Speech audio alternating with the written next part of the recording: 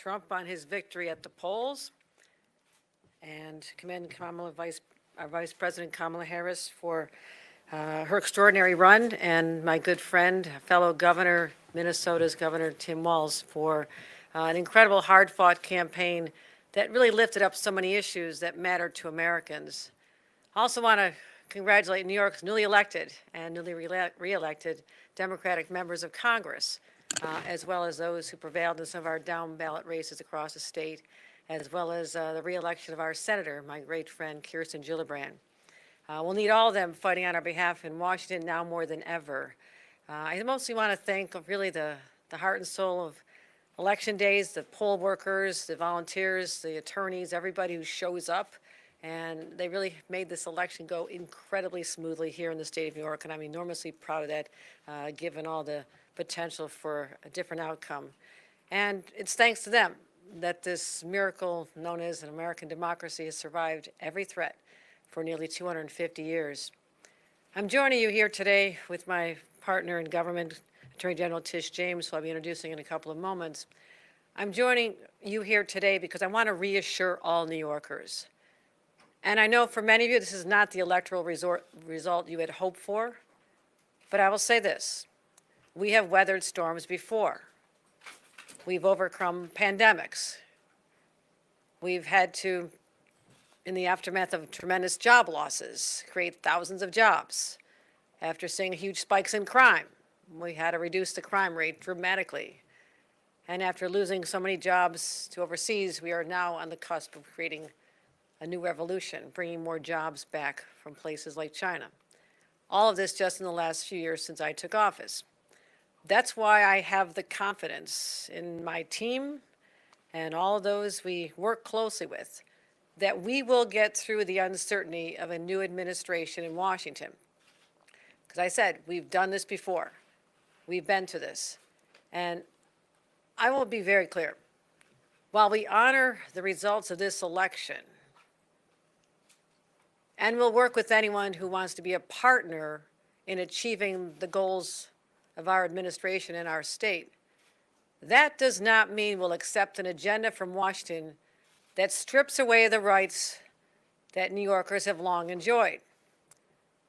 I need to remind everyone, this is the birthplace of the women's rights movement, the environmental justice movement, the LGBTQ rights movement, and the American labor movement. With that as part of our history, our story, New York will remain a bastion for freedom and rule of law. And over the next coming weeks, and indeed years, I'll do everything in my power to ensure that New York remains a bastion from efforts where those rights are being denied in other states. And I will say this, one very bright glimmer of hope in our state was that New Yorkers voted overwhelmingly in support of Proposition 1. This amendment firmly establishes that reproductive freedom is an important value worth fighting for and worth protecting. And as a result of this amendment, and I want to give a lot of credit to the coalition and to many others and the elected officials and everybody who stood up to fight for these rights and overcoming an onslaught of negative, misleading ads and millions of dollars spent against it. These were the true champions who fought and persevered. I want to give credit to all of them. We'll find another occasion, not this particular day, to have a great celebration, to honor that work and to remind everybody what this truly means. But it does mean that New Yorkers are now protected from federal actions where they try to limit contraception or IVF or abortion medication here in the state of New York once that's enshrined in our Constitution. And overall, I'm here to let New Yorkers know we stand ready to respond to any threats to our democratic process or our public safety. Now, what we're doing here is we have our New York State Intelligence Center continuing to monitor any potential threats for political violence against political figures and sensitive locations. They do this around the clock. The work is always ongoing. And I want to report that at this time, there are no threats of violence to New Yorkers. Our cyber incident response team is always vigilant to support our partners in response to any cyber threats or incidents in the aftermath of this election. And the New York State Department of State continues to work with state police to ensure that the convening of the Electoral College, which is in our state capitol on December 17th, will be safe, secure, and as smooth as our election was yesterday. And again, I want to thank the countless individuals who are involved in ensuring this success. And we'll always protect the right of our residents' First Amendment rights. And some may feel moved to protest in the coming days, coming years. We'll respect that right, but we'll always expect New Yorkers to express themselves peacefully. And there's a couple of other actions I want to announce today. First, I created the Empire State Freedom Initiative, focused on key areas that are most likely to face threats from the Trump administration. Again, reproductive rights, civil rights, immigration, gun safety, labor rights, LGBTQ rights, and our environmental justice. Our team will do whatever we have to do to identify any possible threats to these rights that we hold dear in the state of New York and protect New Yorkers. This will include legislation, rulemaking, appropriations, and partnerships with our congressional delegation and including the Biden administration at this time. And I know we're not alone in this fight. That's why I'm so proud to stand alongside my strong partner in government, Attorney General Tish James. And beginning today, senior officials and attorneys at all levels of government will work in close collaboration with the Attorney General's office and convene regularly to coordinate these efforts and provide guidance where necessary and keep New Yorkers apprised of our efforts. Now I'll say this. President-elect Trump needs to repeal his elimination of the state and local tax deduction. He also needs to support our ongoing efforts to support our transit, support the Gateway Tunnel, the 2nd Avenue subway, and fund major critical infrastructure, again, particularly the MTA.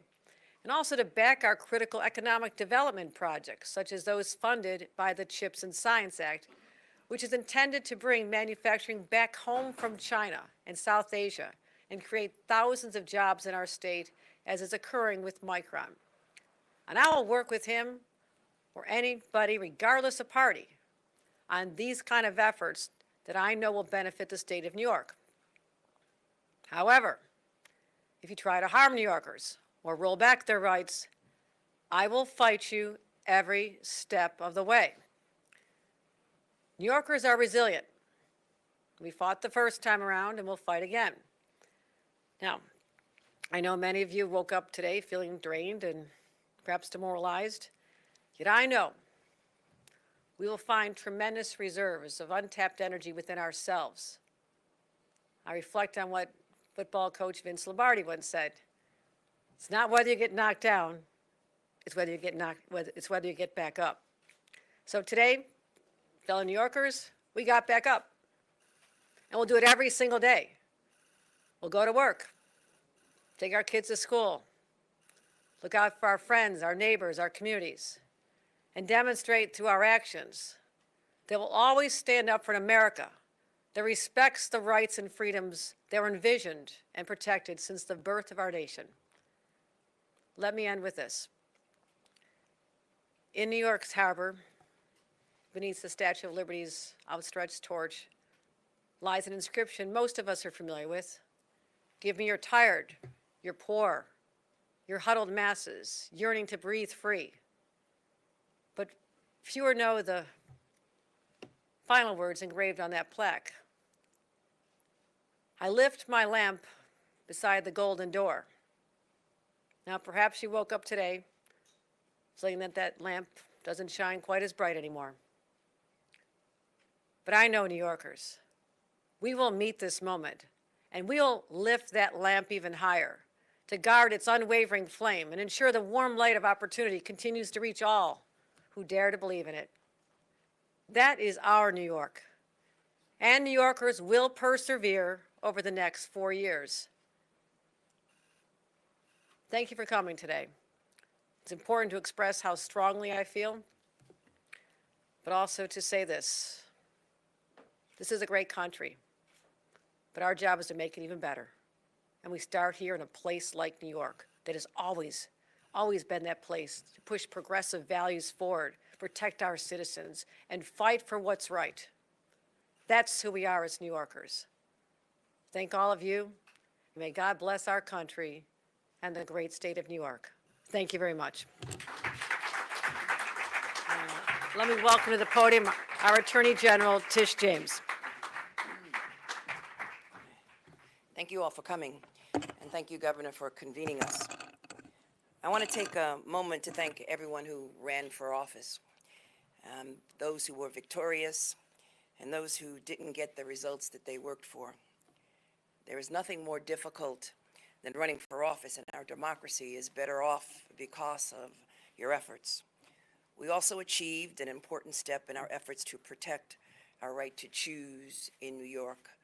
And I want to thank Sasha Ajua for all of her efforts and Donna Lieberman of ACLU for all that they have done to get us to that point. Thank you to all of those who worked so hard to enshrine that right in our Constitution and protected generations to come.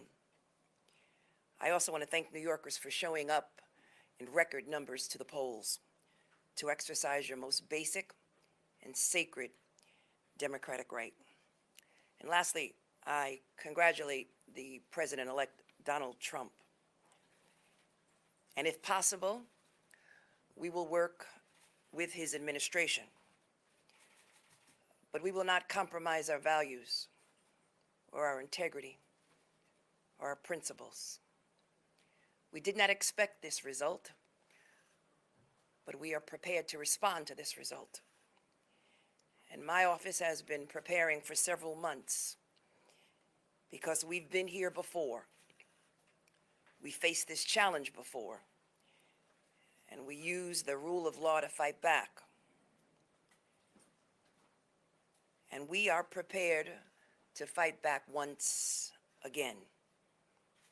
Because as the Attorney General of this great state, it is my job to protect and defend the rights of New Yorkers and the rule of law. And I will not shrink from that responsibility.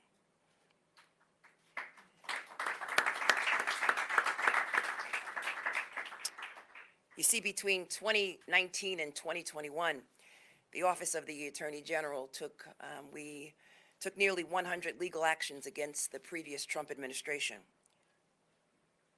including when he attempted to cap the state and local tax, and when he sought to eliminate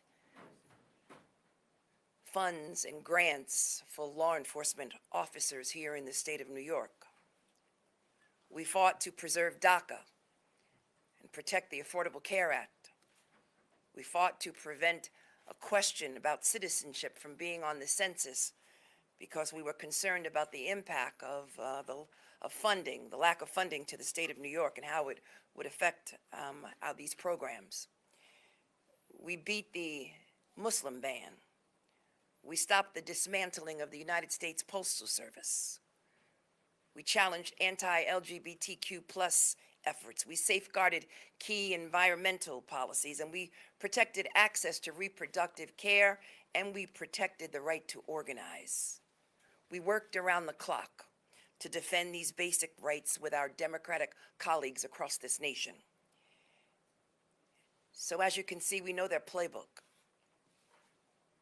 We know Project 2025 before it was even published.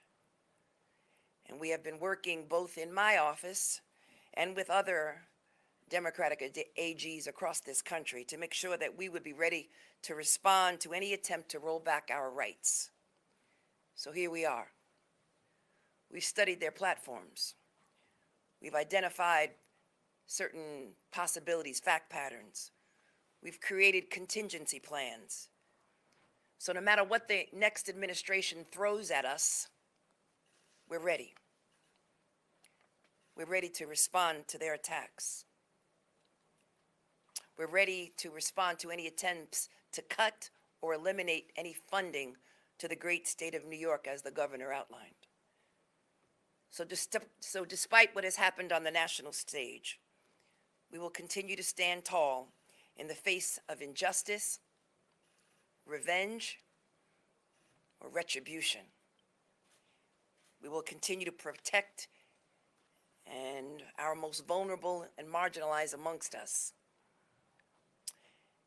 because it is my sworn duty and responsibility to lead that fight, working with the governor of this great state, Kathy Hochul. This is not the time to be fearful, New York, but faithful and steadfast, knowing that I, as the Attorney General, along with my entire team, we are guardians of the law, and we are prepared, my friends, to fight back. Thank you.